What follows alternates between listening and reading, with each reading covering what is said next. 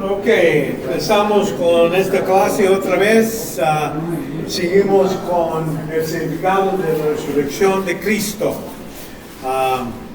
Esto demuestra el gran poder de Dios, parte de la evidencia que Dios promueve, la idea que Él es todopoderoso, es un modo que lo hace. Aquí, como dice en Efesios 1:19, dice: ¿cuál es la extraordinaria grandeza de su poder para con nosotros, los que creemos, conforme a la eficacia de la fuerza de su poder, el cual obró en Cristo cuando resucitó entre los muertos y le sentó a su diestra en lugares celestiales? Entonces, no más levantarlo, pero ponerlo en un lugar en alto autoridad, alto privilegio. Acuérdense que Cristo, cuando vino aquí a la tierra, se hizo menos de ángeles. Se humilló a llegar a ser servio, así como hombre normal. Pero ahora, por medio de esta obra en la cruz, Dios no nomás lo levantó, digo, te doy vida, digo, te voy a poner sobre todos los poderes, todas las autoridades. Y como hombre, ahorita Cristo está en el cielo y tiene poder más que los ángeles, como hombre. Tenía eso antes como Dios, deidad, pero ahora como hombre tiene esta autoridad. Vemos que cuando habla que Cristo es la piedra angular de nuestra fe, la idea de una piedra angular era cuando uno estaba edificando un edificio, pusía la piedra primero y de ahí por las paredes agarraban su sentido, un lado u otro. Pero con Cristo tiene la pared de la iglesia y de Israel. De ahí empezó, y por eso aquí nos dice: aún más somos hallados testigos falsos cuando ellos dicen que Cristo no resucitó.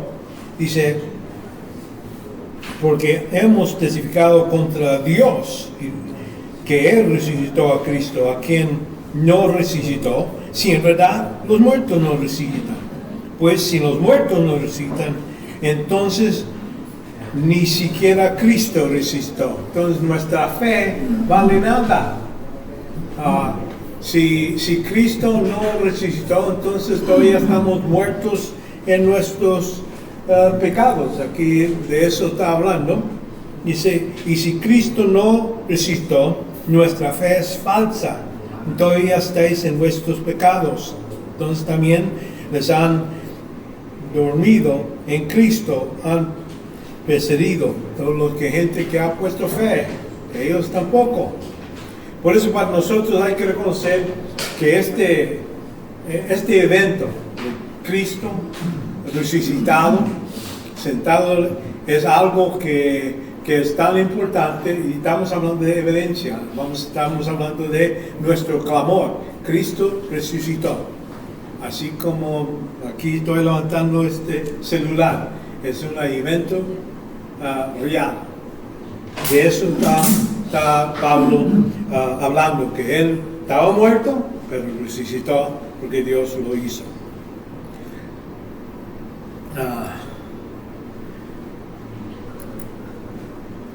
Ahora seguimos, no nomás ya que Cristo está resucitado, la parte que también es importante es su ascensión y ministerios sacerdotal que sigue hoy.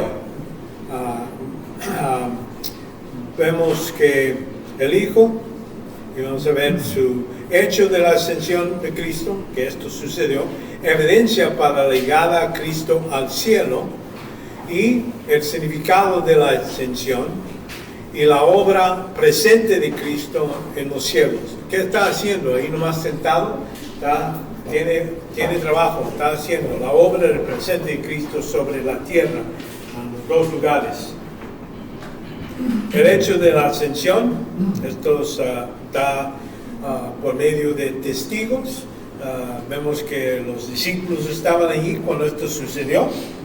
Después de haber dicho estas cosas a los discípulos, fue llevado mientras ellos miraban, y a una nube recibió, le ocultó de sus ojos. Ellos estaban viendo, no es que desapareció así enfrente de ellos, parece que se levantó poco a poco y subió.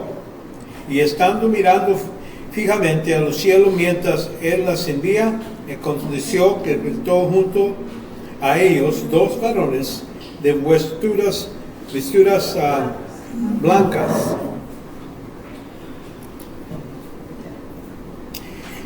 que les dijeron: varones galileos, ¿por qué estás mirando al cielo? Este mismo Jesús, que ha sido tomado de vosotros al cielo, vendrá de misma manera de como le habéis visto ir al cielo.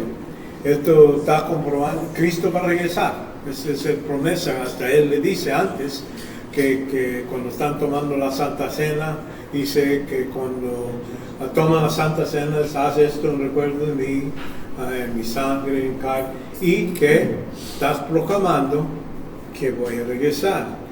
Aquí esto es cumpliendo profecías sobre que cuando Cristo regrese va a venir al monte de Olivos. Ahí sus pies van a topar ese monte y se va a dividir, como dice en Isaías, da más detalles. Sí, que ahorita vemos con este primero. Y la ascensión era literal y va a regresar. Es lo que nos da a entender este pasaje que Cristo en versículo 1:11 y dijeron que estos ángeles le están explicando qué va a suceder en el futuro. Vemos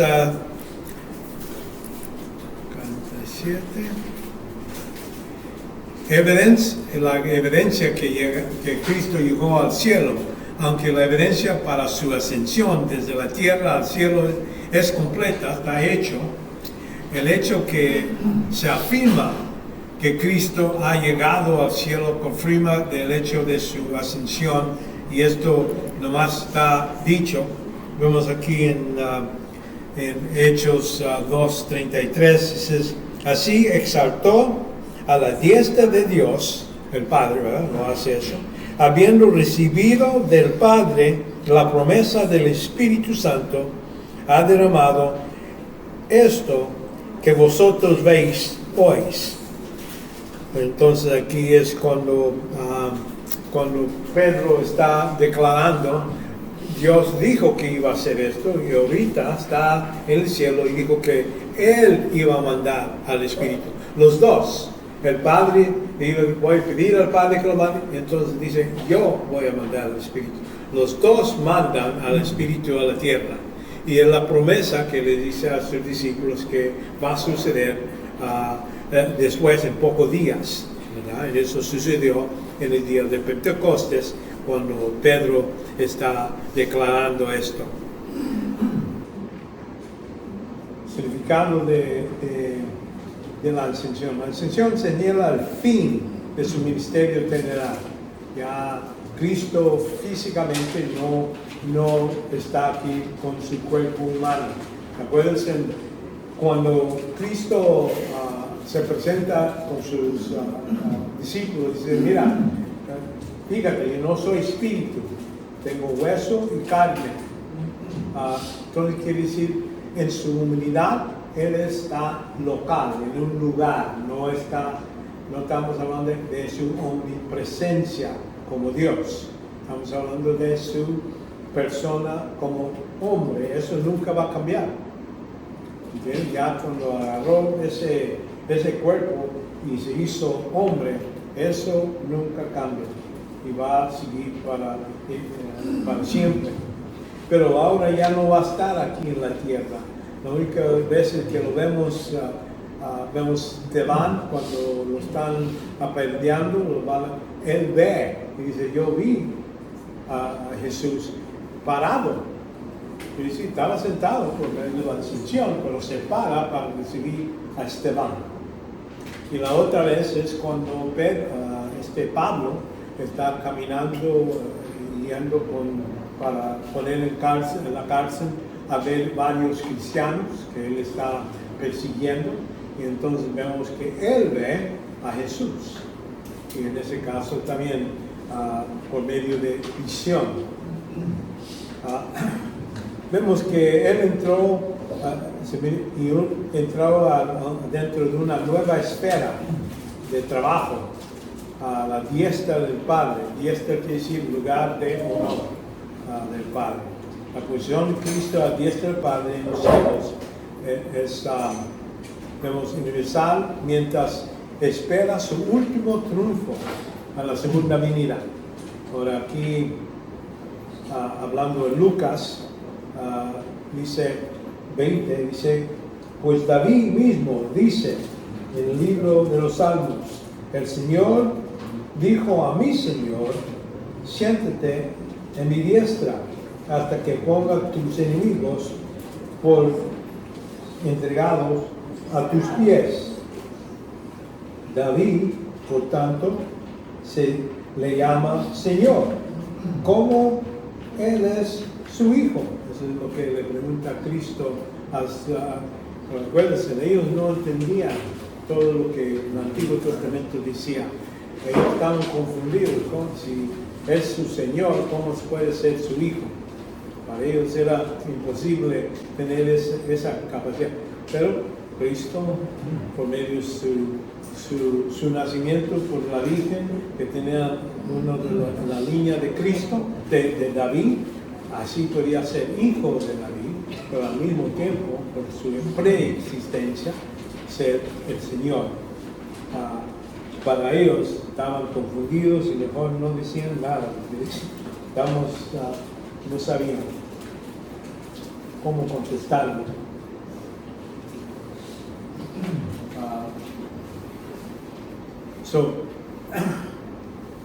Vemos también durante este tiempo, como sumo sacerdote, Cristo es dador de uno de los dones espirituales. Notan cuando Cristo, espera antes que haga esto, 48. Efesios 1:20 dice, el cual obró Cristo cuando resucitó de entre los muertos y le sentó a su diestra en lugares celestiales, muy por encima de todo principado, autoridad, poder, dominio, todo nombre de su nombre, no solo en este siglo, sino también el venidero. Entonces ahí todo sometió bajo de sus pies. ¿Quién hizo esto? El Padre. Ya que cumpliste la obra que te di, esto es vamos a decir, un premio, y lo merece Jesús en ese senso. No es por gracia, es por obra que Cristo recibe este honor. Y así debemos entender cuando hablamos de recompensas que se da a los cristianos. Nosotros recibimos por obras, aunque la gracia es recibimos por fe, eso es cierto, pero las obras, Dios dice, si te refuerzas, si cumples, aquí te doy esto, aunque no merecemos todo lo que nos da. Dios se ha comprometido a dar recompensas a los que son fieles. En el caso que vemos aquí, el hombre ideal que cumple, Dios le da un lugar más alto que tenía como hombre, más alto. También vemos que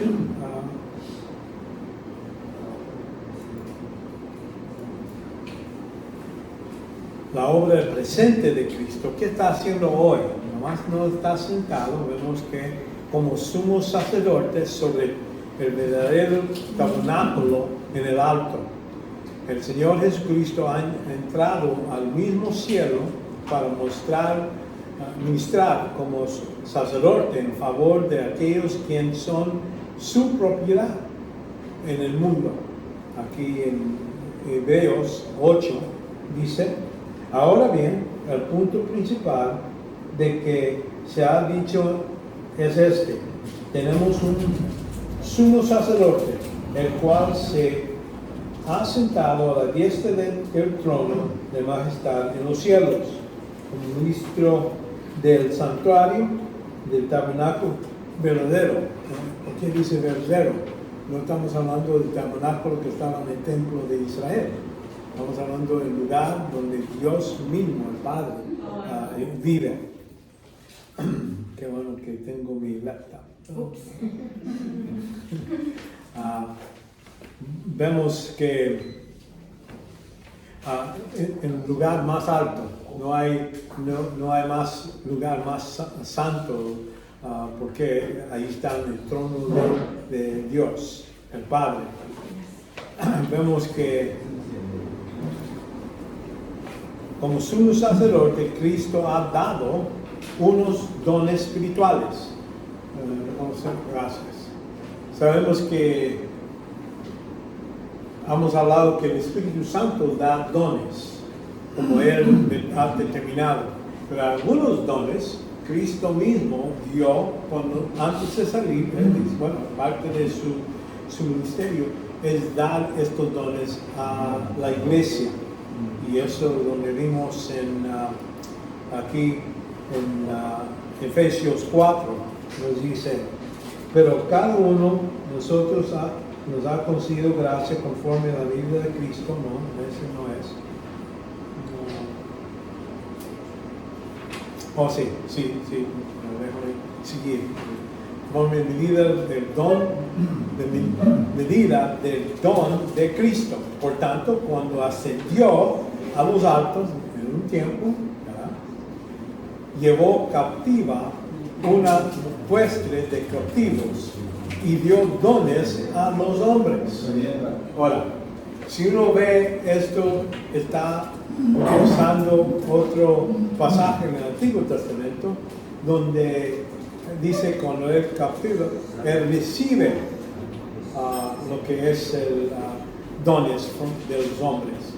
Aquí el Nuevo Testamento cambia eso y dice: él dio parte de su victoria, dice, en lugar de nomás y agarra a las personas y se los da a estas personas que son cautivos a la iglesia. Y es lo que podemos ver en este pasaje. Dice, por tanto, dice: cuando ascendió a lo alto, llevó cautivos huestes de cautivos y dio dones a los hombres. Esta expresión ascendió, ¿qué significa? Sino que también había descendido a las profundidades de la tierra.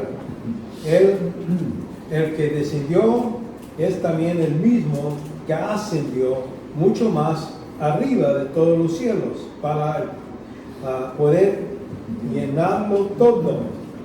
Y él dio a algunos de ser apóstoles, otros profetas y otros evangelistas y otros pastores y maestros.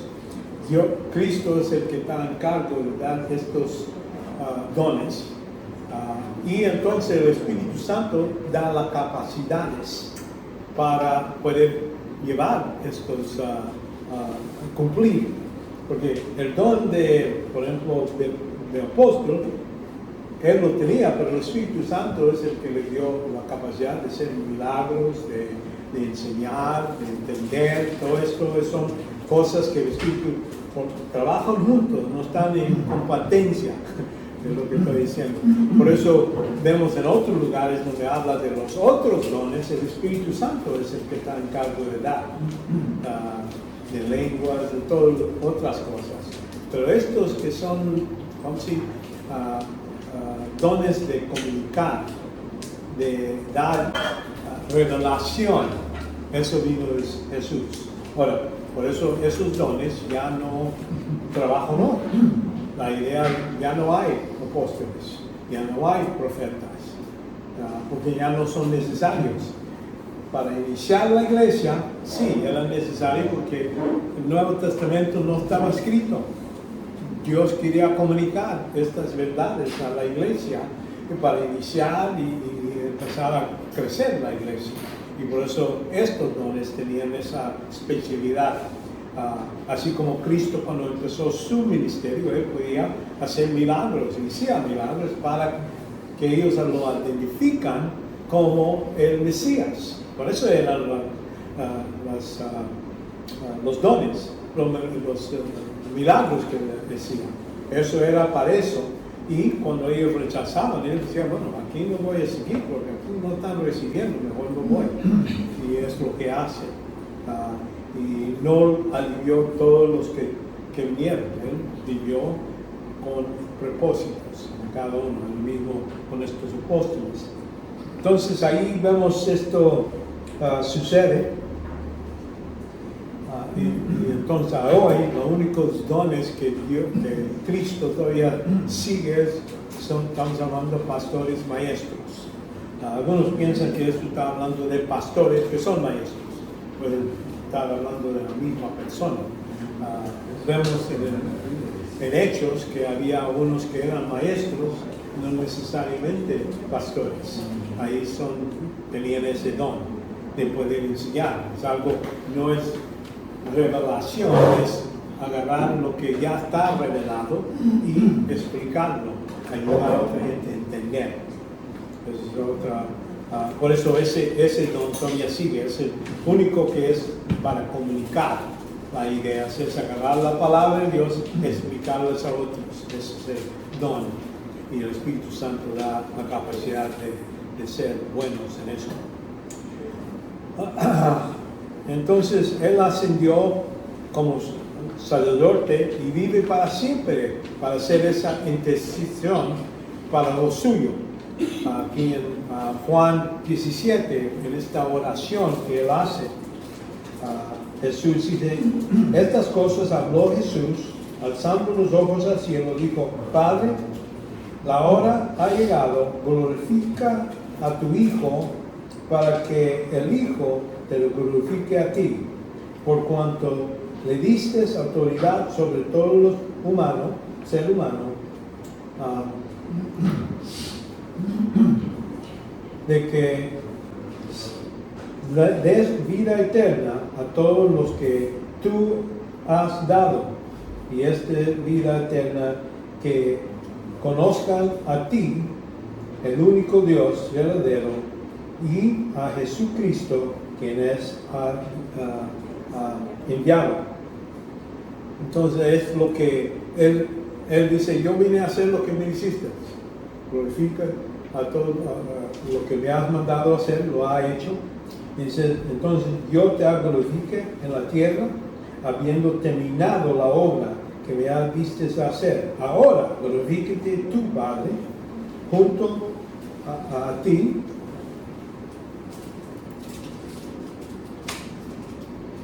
tenía contigo antes de que el mundo existía. Entonces, otro modo de demostrar, Cristo existió antes de la creación. Nada estaba creado. Todo lo que es el creador, lo que está, lo que nosotros conocemos como Dios, existía antes de la creación. Cristo está en ese contra de lo que dicen los testigos de Jehová. Vemos también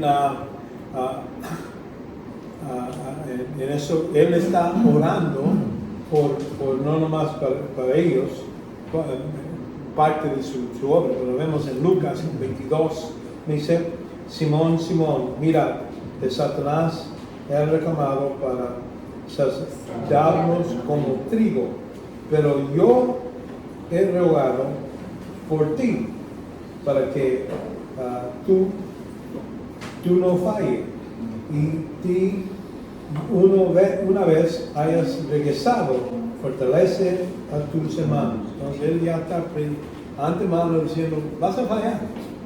Aunque me estás diciendo que nunca me vas a negar, me vas a negar, pero ahora, acuérdate, ya cuando regreses, vaya y utiliza esa experiencia para hablar a otros en ese senso. Vemos, entonces él sigue haciendo eso a hoy mismo, todavía no termina ese trabajo. Cristo se presenta actualmente a los suyos en la presencia de Dios. Y por eso vemos aquí en 1 Juan, este es parte de lo que Él hace en el cielo. Vemos en Juan 1:9, 1 Juan 1:9 dice, si confesamos nuestros pecados es fiel, Él es fiel y justo para perdonarnos nuestros pecados, para limpiarnos de toda maldad. Pero vemos en capítulo 2, hijitos míos, he escrito estas cosas para que no pequéis. No quiere decir es una licencia para pecar, dice, no lo hagan, ¿verdad? Y si alguno peca, abogado tenemos para el Padre, a Jesucristo, justo, y así Él mismo es la propiciación por nuestros pecados, no solo de nosotros, sino también del mundo entero. Entonces, ahí es donde está diciendo Cristo, cuando venimos y confesamos nuestros pecados al Señor, al Padre, porque toda oración es al Padre, Jesús puede decir, Padre, yo morí por esos pecados. Por eso es justo perdonarnos nuestros pecados y limpiarnos de toda impureza. Eso requiere constantemente, ahí está el Señor presentando como abogado. Es el único abogado que me gusta. Los otros cobran mucho. No cobra nada. Es gratis. Vemos que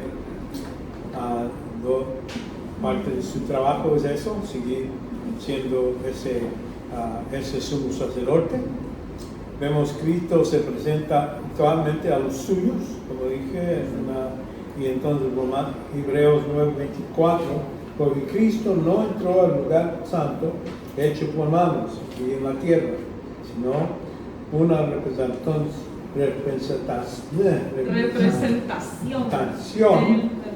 del verdadero, sino que el cielo mismo, para presentarse ahora en la presencia de Dios por nosotros. Entonces, Él ya sigue estando ahí. No quiere decir que está muriendo todos los días o que ya necesita hacer el sacrificio muchas veces, nomás una vez, y ahora se sentó, digo, ya se acabó la obra. Y entonces también vemos el Apocalipsis 12:10 dice, y oí un gran voz del cielo, decía, ahora ha venido la salvación, el poder, el reino de nuestro Dios y la autoridad de su Cristo, porque el acusador de nuestros hermanos, Él que acusa delante de nuestro Dios día y noche ha sido arrojado. Eso va a suceder en el futuro. Durante la tribulación, cuando termina la tribulación, ya se acabó, ya no va a poder acusar nada, aunque ahorita sigue. Tiene una lista, tiene sus demonios que nos siguen a nosotros, sus ángeles caídos, y ponen un reporte, mira, aquí está este loco, y ahí están 20, y si no, y cuando nosotros vamos a corte, nosotros, esa lista es verdad, tiene la verdad, fallamos. Pero entonces Cristo dice, no, yo ha pagado por ese pecado, por eso se puede borrar. Ya lo pone a un lado u otro, están perdonados.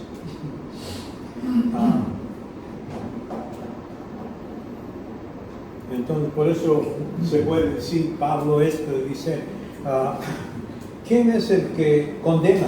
Cristo es el que murió, si más aún, el que resucitó y que además está a la diestra de Dios, el que también intercede por nosotros.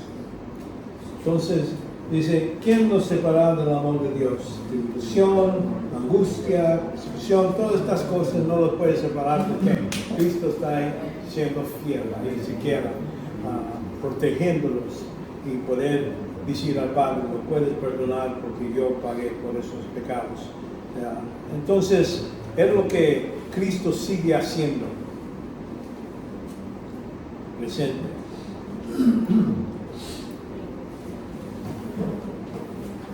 Siguiendo con su obra, Cristo habita en su iglesia y está con su iglesia. No es como que si Cristo dijo, ya me voy aquí, ahí se queda la iglesia. Él es algo personal para él. Cuando tumba a Saúl, le dice que lo tumba, vemos que Cristo reconoce, dice, ¿por qué me persigues? No dice, ¿por qué me persigues mi iglesia? ¿Por qué me persigues a mí? Él lo agarra personal.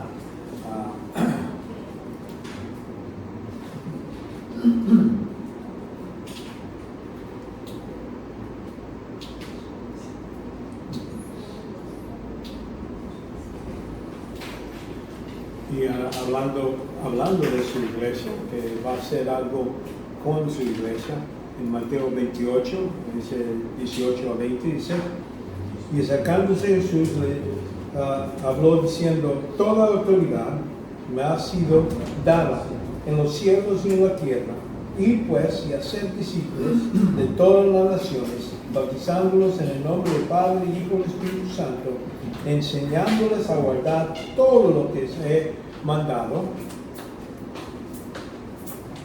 He aquí, yo estoy con vosotros todos los días hasta el fin del mundo. Es que sí, todavía sigue, aunque está en el cielo, en su cuerpo, con la otra parte todavía es Dios, es omnipresente en ese senso.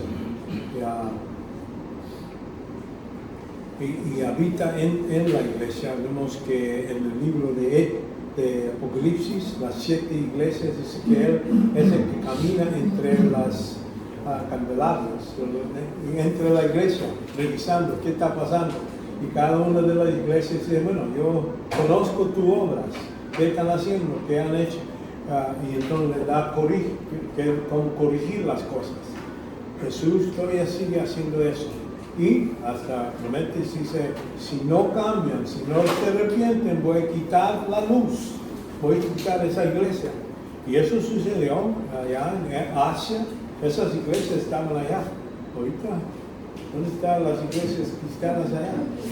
Se han desaparecido. Y es lo que puede pasar en cualquier país, cualquier lugar, porque Dios, Jesucristo, todavía sigue trabajando en ese modo. Y vemos que habita en su iglesia y con su iglesia, ya vimos en Colosenses 1:27 dice, a quienes Dios quiso dar a conocer cuáles son las riquezas de la gloria de este misterio entre los gentiles, que es Cristo en vosotros la esperanza de la gloria. Entonces ahí está diciendo, estamos juntos, Cristo no nos mira a nosotros como si un grupo acá afuera. Él está aquí con nosotros, cada uno de nosotros.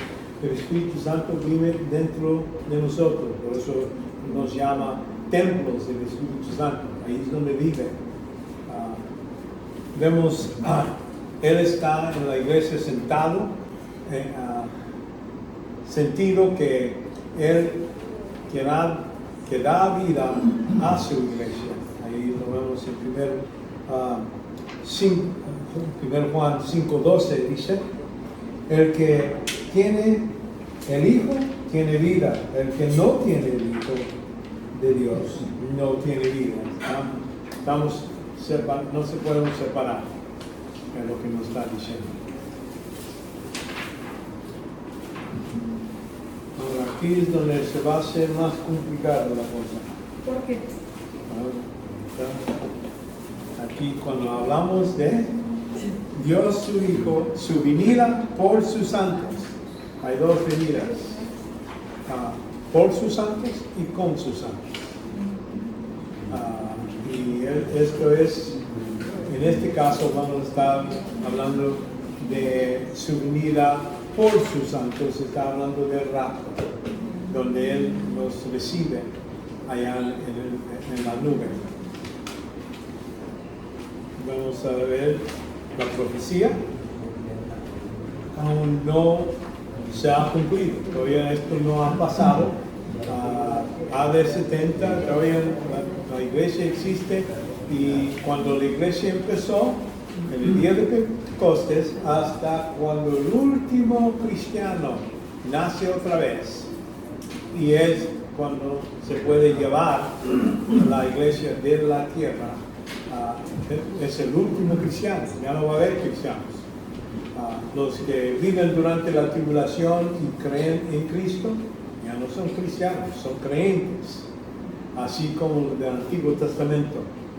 Abraham, Moisés, son judíos, pero también Noé, Abel, ellos no eran judíos, eran gentiles y son creyentes. Entonces, por eso digo, va a haber tres grupos en el cielo. Va a haber gentiles, creyentes, judíos, creyentes, y la iglesia.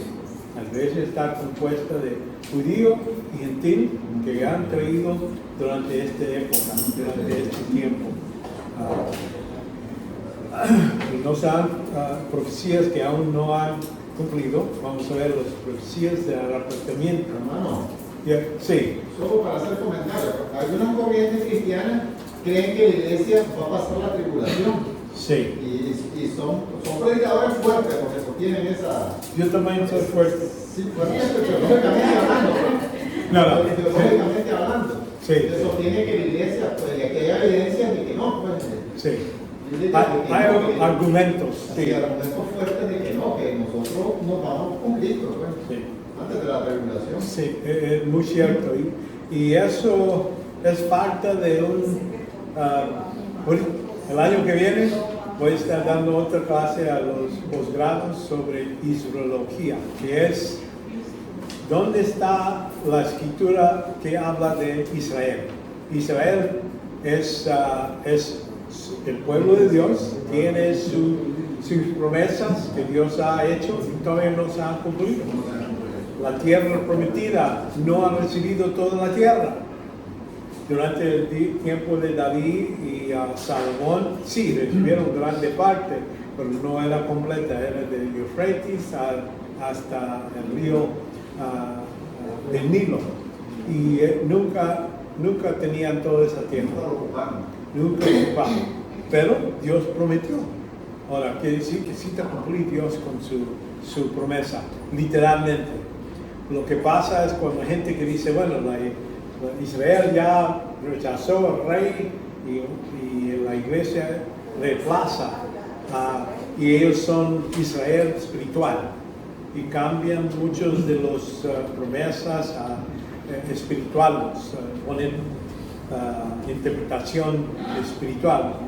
Yo entiendo la escritura literalmente. Si habla que va a haber 1000 años con Cristo, va a haber 1000 años. Si va a haber promesa de la tierra, yo digo, si dice del Nilo hasta Eufrates, entonces yo digo, es cita completa 100%, no cambia la interpretación. Y es lo que ellos necesitan hacer. Pero ahora vamos a ver de estas profecías, el contraste entre el Cristo venido por sus santos y el contraste que es con sus santos. Yo veo dos. Y vamos a ver eso. Ok.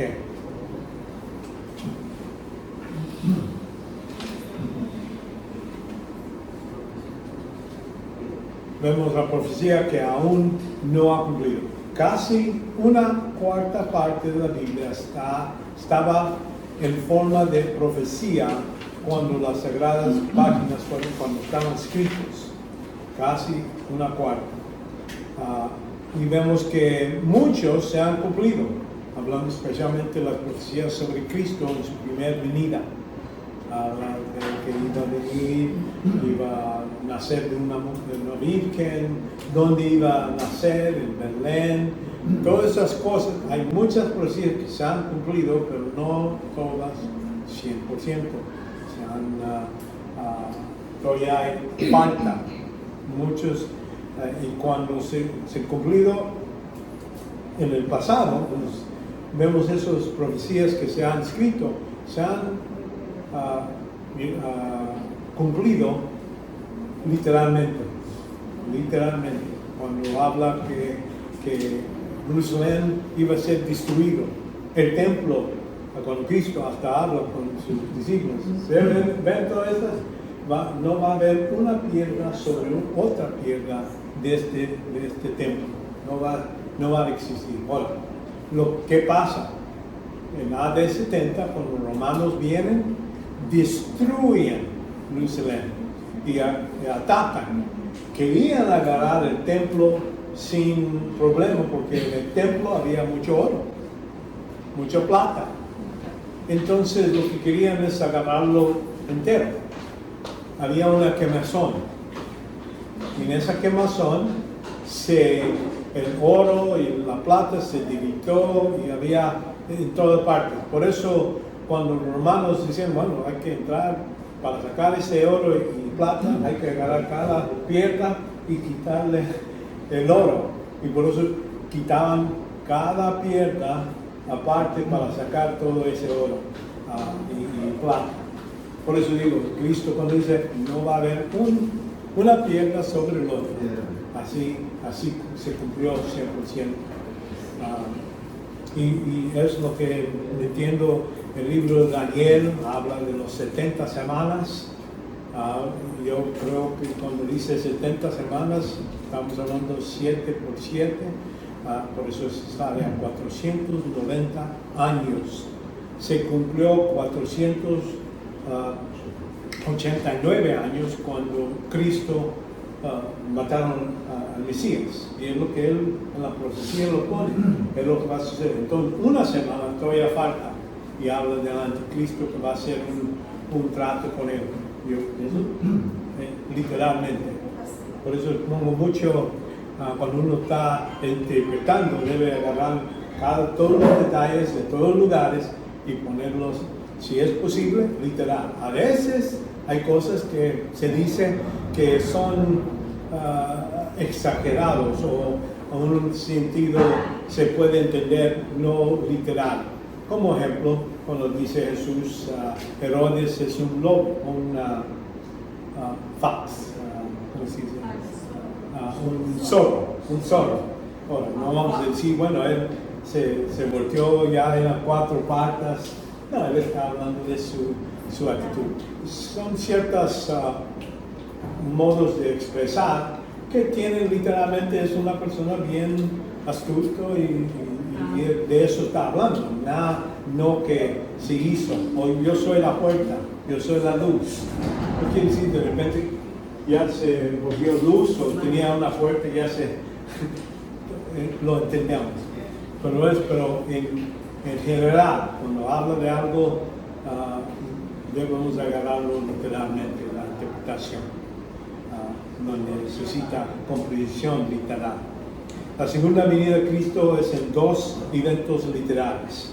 Primeramente es el arrebatamiento por su iglesia. Entonces también vemos su regrese a la tierra para estabilizar su reino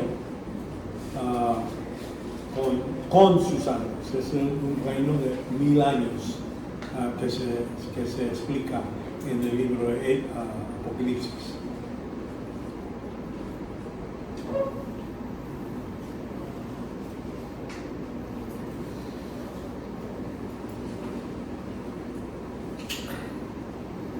Cuando vemos en Juan 14:2, dice, en la casa de mi Padre hay muchas moradas, y si no fuera así, os hubiera dicho, porque voy a preparar un lugar para vosotros.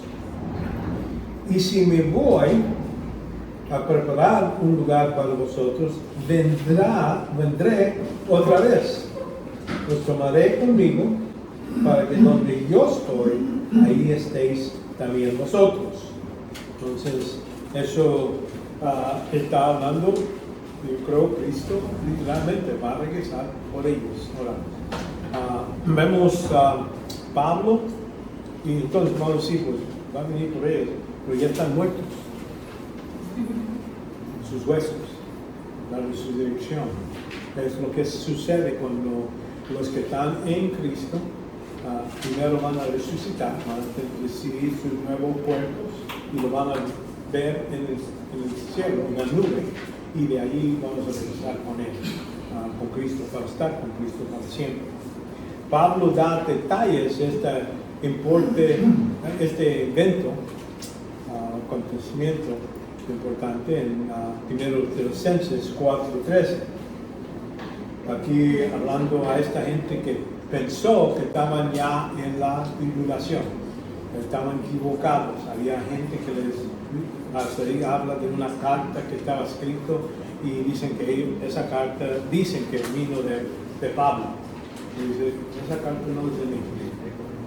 Y él parece que habló a este grupo en corto tiempo, menos de un año, les habló y platicó de el rapto y la tribulación, todas esas cosas les explicó cuando estaba con ellos. Pero noten aquí cuando dice, pero queremos, hermanos, que ignoréis acerca de los que duermen, para que no os entristéis como los que hacen los demás. No tienen esperanza. Ellos no tienen cualquier esperanza por lo que va a pasar. Nosotros sí. Es lo que está diciendo. Porque creemos que Jesús murió y Dios traerá con él a los que duermen en Jesús. Esta frase en Cristo, en Jesús, es una frase técnica, porque no todos los creyentes están en Cristo, o están en Jesús. Los del Antiguo Testamento, los judíos, todo lo que es Abraham, no se habla que están en Jesús. Es algo que es para la iglesia. La iglesia eso sí es un título, una descripción, y por eso habla aquí, los que duermen en Jesús. Por lo cual decimos esto en la palabra del Señor, que nosotros, los que estamos vivos, otra cosa, aquí, ¿quién se incluye cuando dice a nosotros que estamos vivos? Pablo. Él no sabía cuándo esto va a suceder. Él se incluyó en el grupo que todavía está vivo durante cuando esto sucede. Por eso hablamos de rapto, algo que no se sabe cuándo. No hay ningún evento, ninguna profecía que dice esto sí va a pasar, entonces esto pasa. Para los judíos, lo que vemos, hay muchas señas de un reloj. Es decir, esto va a pasar, entonces esto, ahí vemos en Mateo, habla que primero hay que ver en el medio de la tribulación, donde la abominación que habló Daniel, ahí habla de eso, habla en Apocalipsis que va a haber 3.5 años que van a ser cuidados los judíos. Hay varios lugares donde hablan de días y meses o años, pero para la iglesia no estamos bajo ningún reloj. Vemos aquí, dice aquí, por cual decimos que es esta palabra del Señor, que nosotros que estamos vivos, que permanezcamos hasta la venida del Señor, no perecemos los que duermen. Entonces eso quiere decir, ellos van a recibir sus cuerpos de resurrección primero, antes de los que están vivos.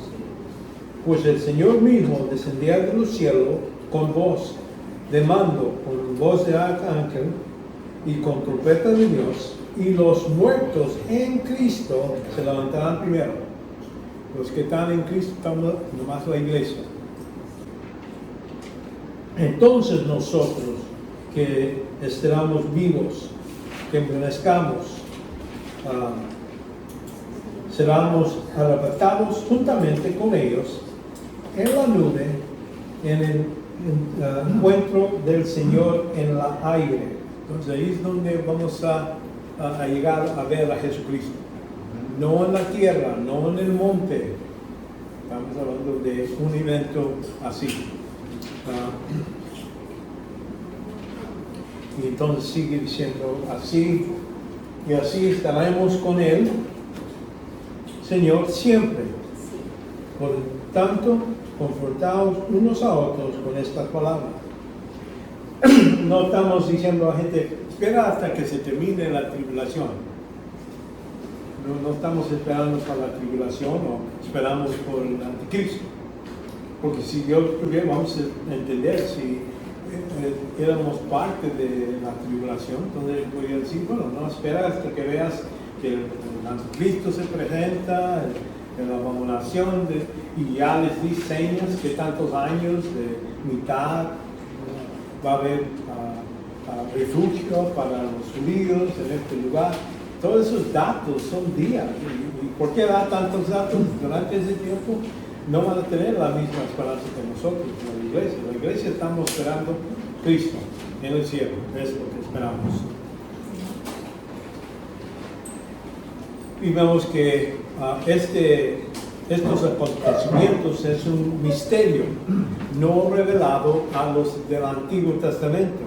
Hay muchas profecías de Cristo cuando Él viene a la tierra en el Antiguo Testamento. Habla de qué va a suceder, qué tantas personas, algunas señas que van a necesitar ver y todo eso. Pero aquí cuando hablamos de nosotros, de la iglesia, 1 Corintios 1:51 dice, he aquí os digo un misterio, no todos reunimos, pero todos seremos transformados en un momento, en el abrir y cerrar de ojos, y la trompeta final, pues la trompeta sonará y los muertos resucitarán incorruptibles y nosotros seremos transformados, porque es necesario que esto corruptible se vista de incorrupción, y este mortal se vista de inmortalidad, ¿verdad? Mortalidad, ¿verdad? Cuando este corruptible se haya vestido de incorrupción, esto mortal se haya vestido en inmortalidad, entonces cumplirá las palabras de este que está escrito, devorada ha sido la muerte en victoria. Entonces ahí Pablo está dando este evento. Alguna gente dice que son tan rápidos. Bueno, la palabra no se halla, rapto. Eso viene de un latín, está escrito en ese modo. Pero sí habla de un apostasía, algo donde salimos. Eso sucede. ¿A qué se refiere cuando a la trompeta final? ¿Qué dice la trompeta? Sí. Ahora, hay que reconocer que alguna gente ha identificado las diferentes trompetas que están sucediendo durante la tribulación. Ellos piensan que el último es ya en capítulo 18. Pero aquí está hablando de usando lo que es la ilustración que sucedía para los judíos. Los judíos sabían que habían diferentes sonidos y a veces era ya se levantan, todos se van a levantar, vamos a movernos a este lugar. Entonces la trompeta no es una trompeta que se describe en la tribulación. Durante el libro de Apocalipsis, capítulo 4 hasta 18, estamos hablando de un en un momento Dios decide y hace tiempo. Y eso es lo que se levanta a los que están muertos. Y de eso está hablando. No es particular. No podemos identificar cuál trompeta de los... Hay 7 trompetas en la tribulación. En séptima, bueno, también hay otras cosas que hasta después de esa séptima hay otras trompetas que se hacen. Por eso no creemos que de eso está hablando. Estamos hablando de un sonido señalando el tiempo de resurrección. Esto no necesariamente otro versículo que nos dice esta es la trompeta que se está refiriendo.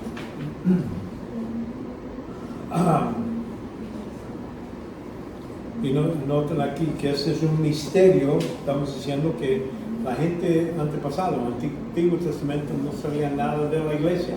No existía la iglesia. No era algo hasta que cuando Cristo vino y empezó presentando el reino a los judíos, cuando ellos rechazaron, entonces empieza a hablar, cuando le dice a Pedro, y esta iglesia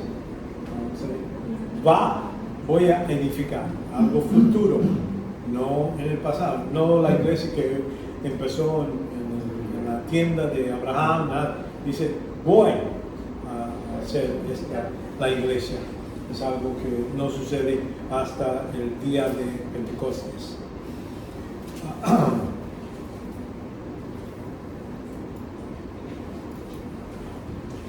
Ahora vamos a ver un contraste de los dos venidas de Cristo, ¿verdad? En el senso, uno es por sus santos y el otro con sus santos.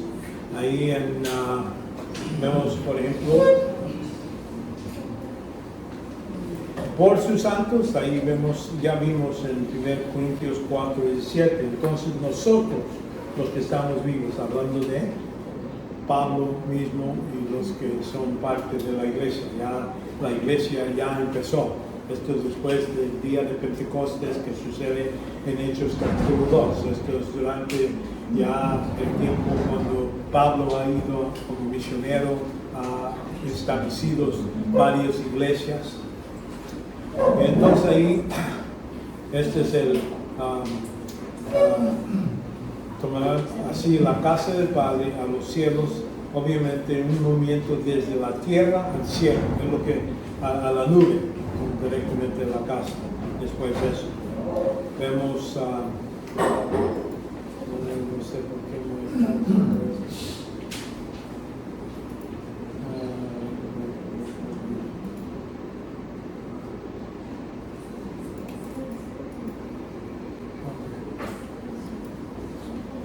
Ok, entonces vemos con sus santos, vemos un movimiento desde el cielo a la tierra cuando Cristo retorna a lo que es el monte de Olivos. Esto es cuando va a estabilizar el reino milenial. En Hechos capítulo 1, ya vimos esto donde habla, he aquí dijeron, varones galileos, porque está mirando al cielo, así el mismo Cristo que ha sido tomado de vosotros del cielo, vendrá de la misma manera, tal como habéis visto ir. Entonces, lo van a ver tocar la tierra, porque empezó en la tierra, pisando ahí en Olivo, al monte de Olivo, y entonces subiéndose. Así mismo va a regresar, de lo que dice aquí. Vemos también lo que sigue, los santos que viven son arrebatados. Esto está hablando de gente que son en Cristo, y están vivos todavía. Es lo que vimos en 1 Tesalonicenses 4:17. Entonces nosotros que estamos vivos, entonces vemos los que lo van a ver en el cielo, en la nube. Pero cuando hablamos cuando Cristo viene a la tierra, los santos que viven entran al reino, entran al lugar aquí en la tierra donde Cristo va a reinar por 1000 años. Y es lo que vemos aquí Mateo 25. Dice, y serán reunidos delante de él.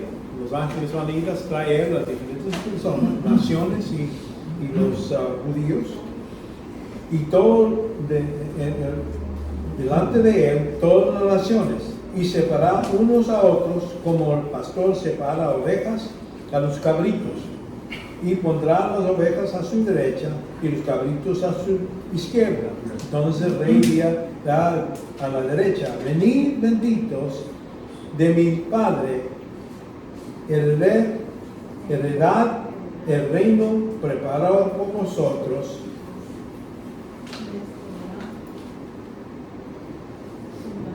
de la fundación del mundo. Porque tuve hambre y me diste de comer. ¿De quién está hablando? Durante la tribulación va a haber anticristo, va a reinar, va a perseguir, y va a haber, especialmente los judíos, va a tratar de destruirlos. Y algunos de las naciones, los gentiles, van a ayudarles. Y aquí es donde le está dando esta recompensa. No es que son salvos por hacer estas cosas, pero porque son salvos y reconocen su deber, ellos van a ayudar. Dice, porque tuve hambre y me diste de comer, tuve sed y me diste de beber, y fui forastero y me recibiste. Estaba desnudo, me vestiste, enfermo, me vestiste, y en la cárcel me viniste a mí. Entonces los justos diciendo: Señor, ¿cuándo te vimos hambriento, te dimos de comer? Aquí están confundidos, pero aquí les explica. Y cuando te vimos por estado y recibimos y todo eso, entonces ahí sigue. Y entonces, respondiendo el rey, le dirá: en verdad os digo que cuando hiciste a uno de estos mis hermanos míos, aún más pequeños, me lo hiciste. Entonces ahí es donde hace la separación. Los que son salvos y han cumplido, ayudado, Dios dice, bueno, parte de tu recompensa es poder entrar al reino conmigo. Los otros, donde dice de la izquierda, ahí hay separación. Estos van, dice aquí, y entonces dirá también a la izquierda: apartaos de mí, malditos, al fuego del eterno, que ha sido preparado para el diablo y sus ángeles. Entonces aquí está hablando de los que no son salvos. ¿Me entienden? Aquí, cuando habla del rapto, es nomás los salvos, únicos, dicen los que están en Cristo, y los que son los que están desaparecidos, van y lo ven en el cielo. Aquí está hablando de algo, una separación entre creyentes y incrédulos. Y entonces los creyentes van a entrar al reino y estos van al infierno. Ahí es diferente en ese sentido. Entonces esto es donde vemos que los santos que viven y van a tener cuerpos naturales. ¿Por qué eso es importante? Es que cuando en el rapto todos recibimos nuevos cuerpos. Los que estaban en Cristo muertos y los que están vivos reciben. Ya estamos transformados a nuevo cuerpo.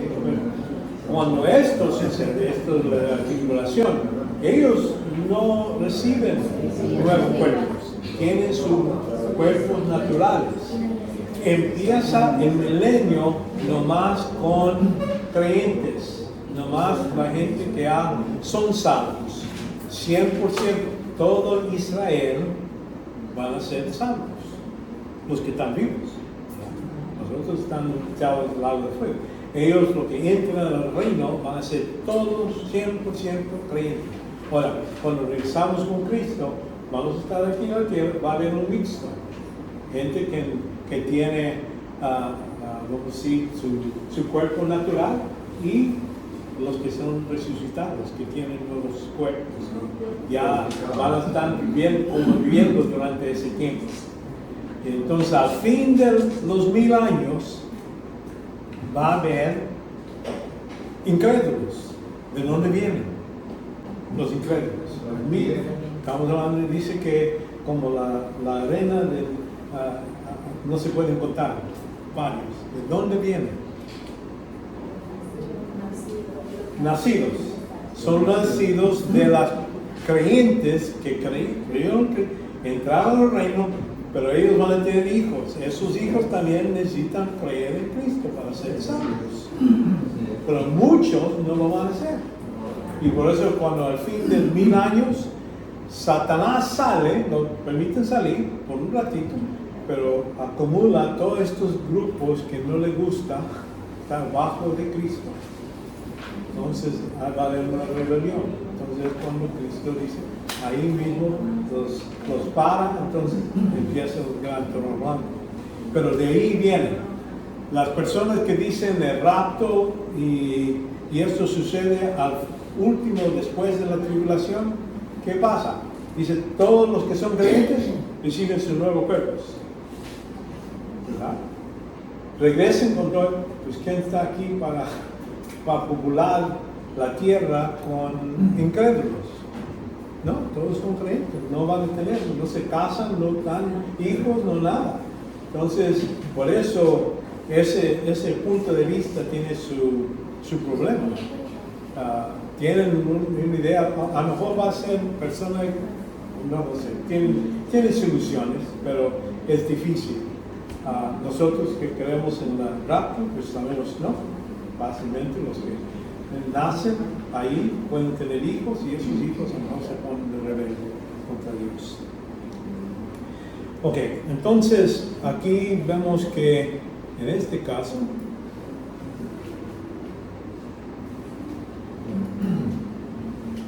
número 3 vemos que en este caso los santos van al cielo, lo que dice.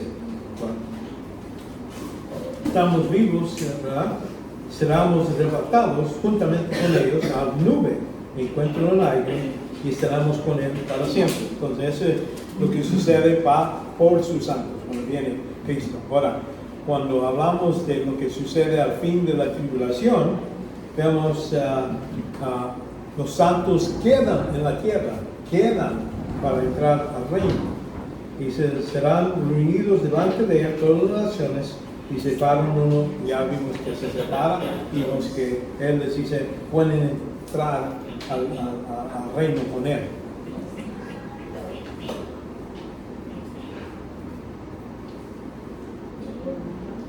Y también vemos que por sus santos el mundo queda sin cambiar, sin juzgar o controlar el pecado. Entonces vamos a decir, cuando el rapto sucede, todos los que se quedan son incrédulos, gente que no son parte de la iglesia. Empieza la tribulación nomás con incrédulos. Una pregunta. Sí. ¿Los santos del Antiguo Testamento van a ser alzados igual por la iglesia? No. Van ¿En ese momento? Al fin de la tribulación va a haber una resurrección del Antiguo Testamento.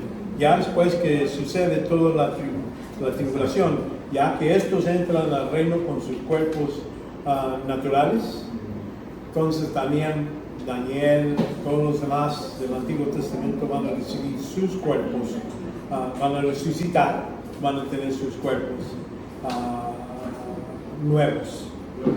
Y durante ese tiempo van a tener el privilegio de reinar con Cristo, por parte de las promesas que Él le ha dado a los judíos. Y las naciones van a recibir bendiciones, pero no parte de la tierra, no van a tener todo eso. Sí, esa es una buena pregunta. Vemos que cuando Cristo empieza su reino, vemos que el mundo está juzgado y establece lo que es la justicia en la tierra. Aquí, como vimos en Mateo 25, donde él hace a la derecha estas personas que pueden reinar con Él. Cristo va a reinar con una barra de hierro, que decir que va a ser estricto. No se va a permitir uno decir, bueno, sí lo maté, pero no era mi culpa. Yo y ese, él tiene todos los datos, no va a haber ninguno que pueda cambiar. Y vamos, por eso digo, hasta va a haber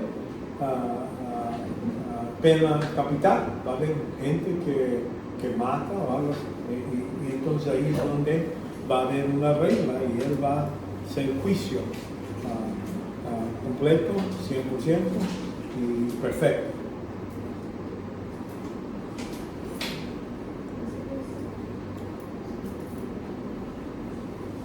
Vemos también la iglesia es una liberación del día de la maldición que sigue. Entonces ahí estamos diciendo que la iglesia no va a recibir lo que es la ira de Dios.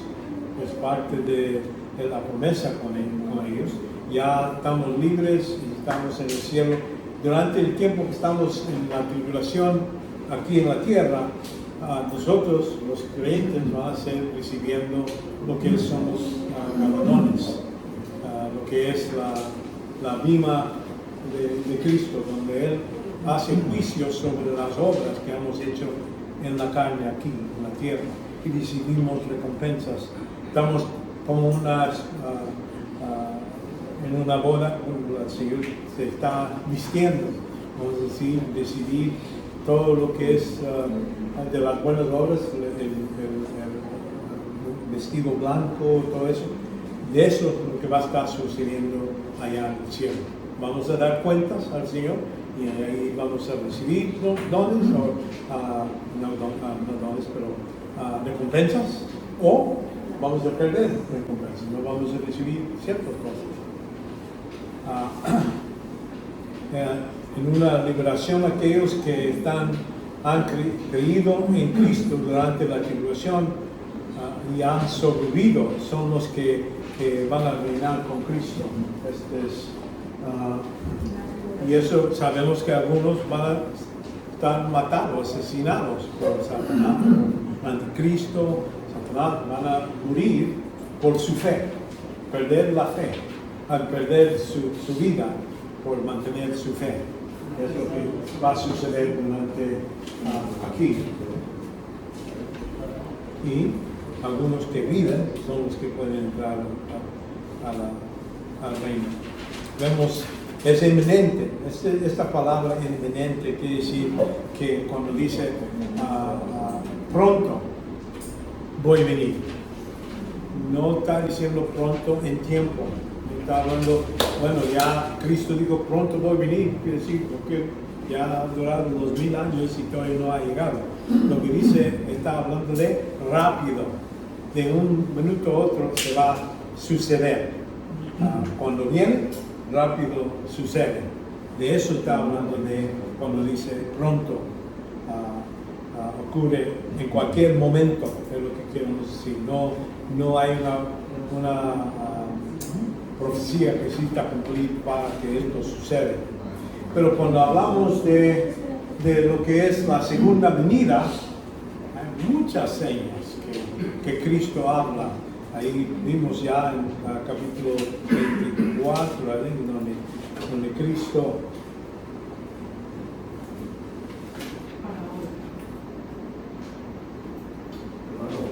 sí. Hay un pasaje en 2 Tesalonicenses 2:5 donde dice, 2 Tesalonicenses 3, donde dice, capítulo 2, versículo 3, nadie os engañe de ninguna manera, porque no vendrá Cristo, ¿verdad? Sin que antes venga la apostasía y se manifieste el hombre del pecado y la perdición, hablando del anticristo. Ahora, el anticristo se revela en la segunda mitad de la tribulación, porque dice acá en Apocalipsis 13:5. Y también se les boca que hablaba grandes cosas, blasfemias, y se le dio autoridad para actuar 42 meses, que son 3 años y medio. Sí. exactamente. Sí.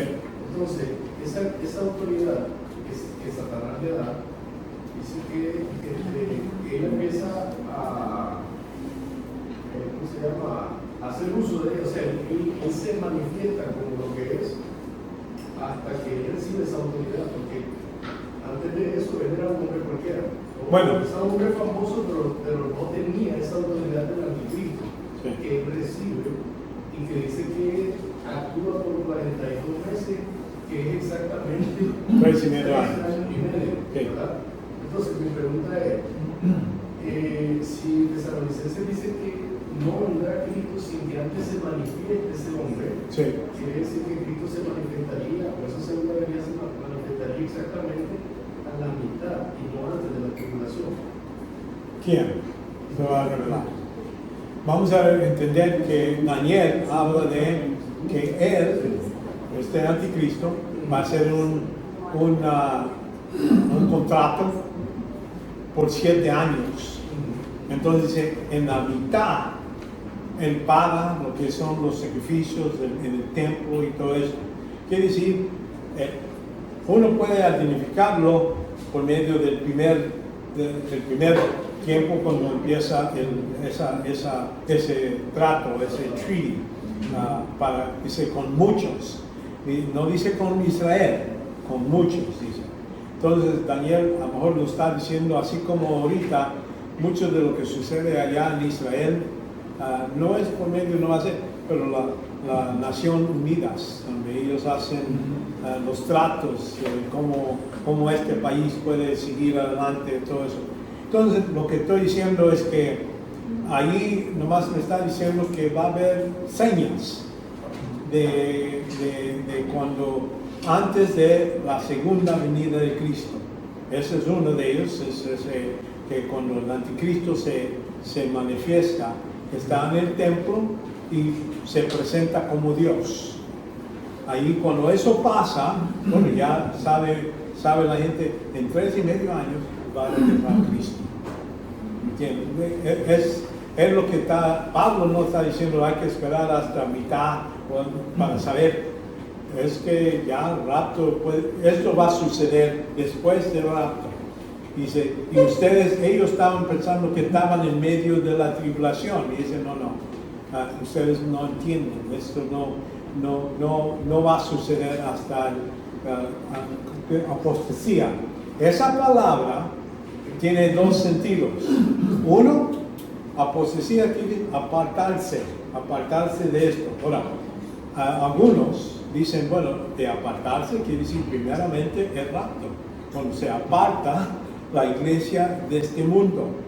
Apostasía nomás es apartarse.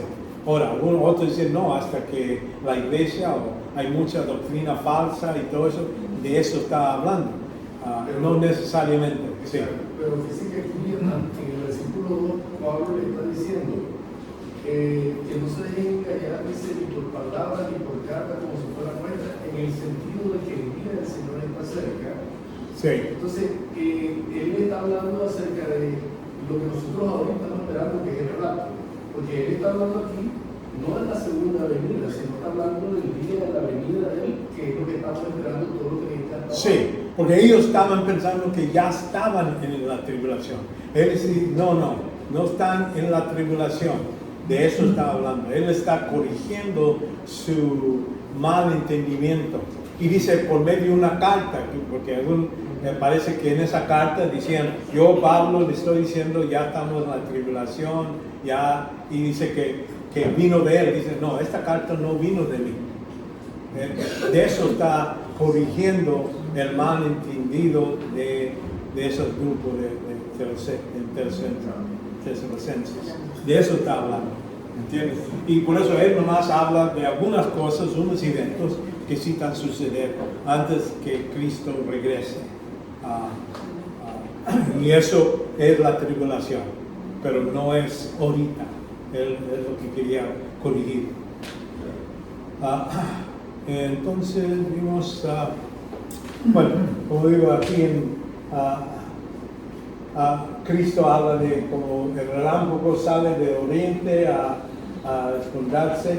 Él está hablando de su segunda venida, no va a haber no sabíamos. El rapto sí, el rapto durante ese tiempo no se va a ver. Nomás los creyentes son los que van a desaparecer. ¿Entiendes? Esto está hablando de la segunda venida, en capítulo 24 y 25, de eso están hablando.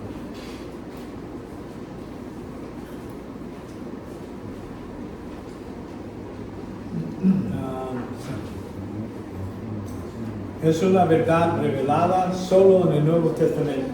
¿Por qué? De este rapto no se halla en el Antiguo Testamento. Aunque podemos ver algunas ilustraciones, por ejemplo, de cuando habla de Enoch, que él estaba caminando con Dios y entonces ya no estaba. Dios lo llevó. Es un modo de decir, bueno, estamos hablando de un rapto de una persona en ese tiempo. Es posible, pero la iglesia misma no está en el Antiguo Testamento.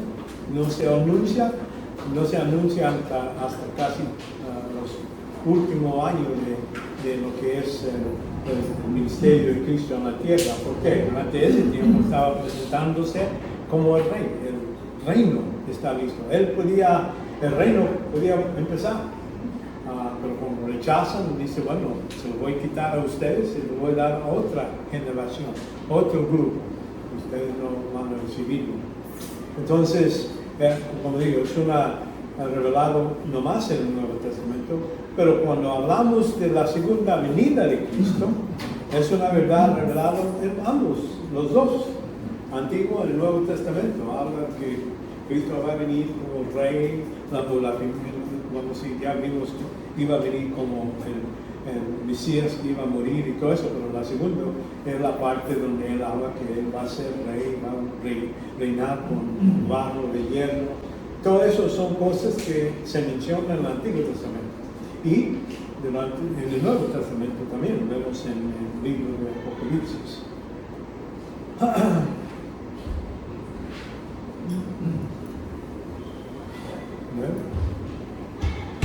Satanás no es atado cuando el rapto ocurre, nomás la iglesia sale, se queda aquí en la tierra, los incrédulos, y Satanás durante este tiempo, él está más libre para hacer muchas cosas, porque dice cuando el espíritu está quitado, y aquí dice, ¿dónde está el espíritu ahora? Dentro del cuerpo de cada creyente de la iglesia. Ya cuando él sale, y de eso estamos hablando, no quiere decir que el Espíritu Santo ya no existe o ya no está en la tierra. La cosa es en el modo especial, como él vino en el día de Pentecostés sobre los creyentes, en el mismo modo cuando sale con ese ministerio de vivir dentro del cuerpo de creyentes. Ya eso ya no va a estar. Pero aquí no se menciona ningún lugar en donde hablamos de este evento donde Satanás está atado. Pero vemos que durante en el libro de Apocalipsis, durante los 1000 años, al fin de la tribulación, los 1000 años, vemos es cuando Satanás está atado.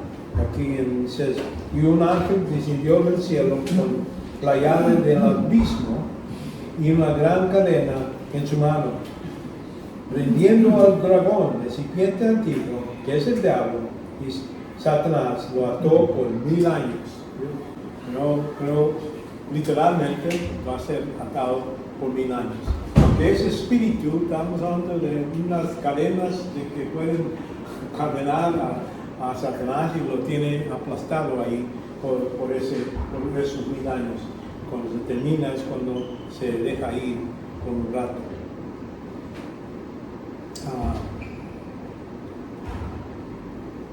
Y él, cuando está atado, al fin de la tribulación, en el principio del milenio, y es el mismo tiempo cuando Cristo viene y empieza su reino. Vemos 10, sí. No hay no hay profecía que se necesita cumplir antes del arrebatamiento. Pero entonces vemos todo lo que es Mateo 24, hay varios señales antes de la segunda venida de Cristo en la tierra. Aquí empieza con la destrucción del templo, eso sucede en AD 70. Cristo nos habla a sus discípulos, dice, y saliendo del templo, y se iba, y se le acercaron sus discípulos para mostrarles edificios del templo, que estaban muy bonitos.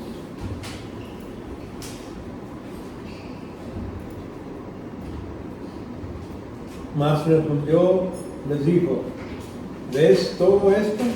En verdad os digo, no quedará aquí piedra sobre piedra que no sea derribada. Como le dije, literalmente esto sucedió después de AD 70, cuando los romanos destruyeron, se quemó el templo y estaban a sacar el oro. Pero aquí vamos a ver, esa es la parte antemano, están mencionando que esto va a suceder. AD 70 se cumplió, y estando él sentado en el monte de Olivos, ahora ya está sentado, antes estaba caminando, ahora sentado, otra conversación, se llegaron los discípulos privados diciendo, dinos cuándo sucederá esto, hablando, son dos preguntas, esto, hablando de y cuál será la señal de tu venida y de la consumación de este siglo. Son tres preguntas, ¿verdad? Uno, ¿cuándo va a suceder esto? El templo. ¿Qué son los señales? Hay cosas que van a suceder. Entonces vemos que respondiendo Jesús les dijo, mirad que nadie os engañe, porque muchos vendrán en mi nombre diciendo, yo soy el Cristo, y engañarán muchos.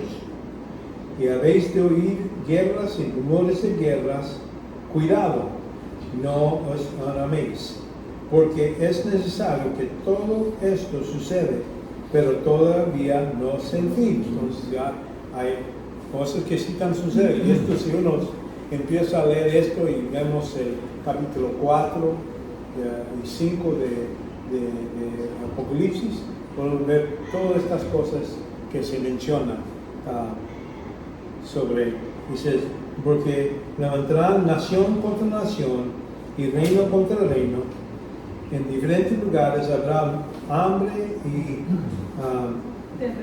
terremotos. Pero todo esto es solo comienzo de dolores. Comienzo, dice, empezando dolores. Y vamos a ver que él está hablando de el dolor de parto. Así como empieza poquito por poquito, entonces ya se intensa más y más. No que ha experimentado esto, pero es lo que me dice, ¿verdad?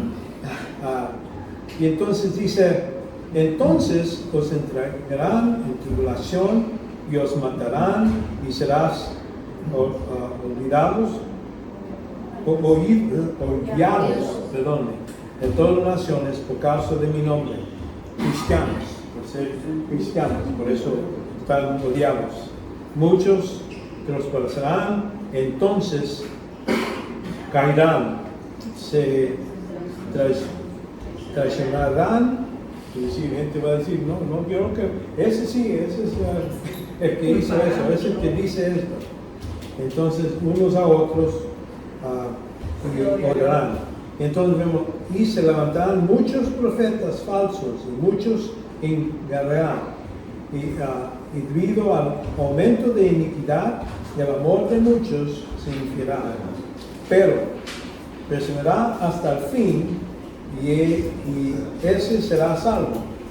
No estamos hablando que hay que ser fiel hasta que para poder ser salvo. Si no soy fiel, entonces pierdo mi salvación. De eso está hablando, no tiene nada que ver con salvación. Está hablando de los que van a poder entrar al reino. Vemos, y este evangelio del reino llegará en todo el mundo como testimonio de todas las naciones, entonces vendrá el fin. Ahora, ahorita la iglesia sí está yendo ir a diferentes lugares, pero cada generación hay lecciones donde no se han predicado acá o lo que sea. Vamos, de aquí, yo pienso que esto está hablando de cuando el ángel, en el libro de Apocalipsis, habla de un ángel que va por todo el mundo predicando lo que es el evangelio eterno. Y ese ángel lo hace, y entonces viene el fin. Pero noten aquí, por tanto, aquí ahora hablando de señas que ellos querían preguntar. Dice, por tanto, cuando veis la abominación de la desolación que habló por medio del profeta Daniel, colocado en el lugar santo, el que lea, que entienda. Entonces ya cuando ves en el templo, ahí en la abominación. En el Daniel habló que esto iba a suceder. Ahora, como 200 años antes de Cristo había una cuestión de Antiochus Epiphanes. Él entró al templo y mató un cerdo en el templo. Y eso era, mucha gente decía, bueno, de eso está hablando. No, Cristo está hablando de algo que va a suceder. Dice, cuando ves esto, es así como Daniel habló, allá era una sombra, ¿no? Sí sucedió algo, donde había, eso es cuando la revelación de, cuando empezaron la guerra de Maccabees, y ahí es donde otra vez, después de un año o dos, que no me acuerdo, pero recubrieron lo que es el templo, lo limpiaron, entonces podían otra vez empezar. Pero hablaba de misma idea, que él separaba, que él, noten aquí, que él va, entonces los que están en Judía, huyen a los montes, y es el que en el azote no va a sacar las cosas de su casa. ¿Ya se acabó el tiempo? Qué bueno. Ok, ahí vamos a parar y vamos a tomar unos cuantos minutos de tiempo para orar y pedir al Señor. Padre, te damos gracias por este tiempo que nos has dado. Pedimos que sigas con nosotros, danos fuerzas, danos sabiduría para poder entender más y más de tu palabra. Llévanos con bien a nuestras casas, lugares de descanso, Padre. Pedimos que sigas con nosotros para poder regresar otra vez y otra vez, ver más y más. Pedimos en el nombre de Jesucristo. Amén.